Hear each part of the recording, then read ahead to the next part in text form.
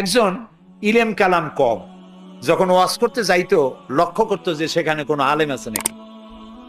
আলেম থাকলে অল্প কথা বলে শেষ করে দিত।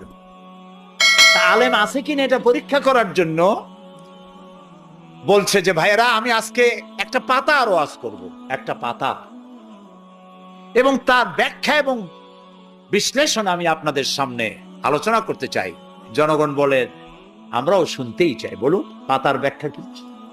তিনি বলছেন এমন একটি পাতা, এটি যদি মাটিতে পড়ে বাঘ হয়ে যায়, আর যদি পানিতে পড়ে কুমির হয়ে যায়।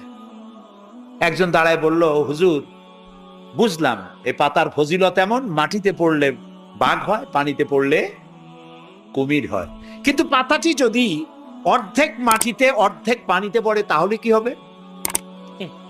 উনি বুঝলেন যে এখানে তো আলেম আছে, কাজী আমার ওয়াজ এখানে শেষ করি। ও আখির দাওয়া।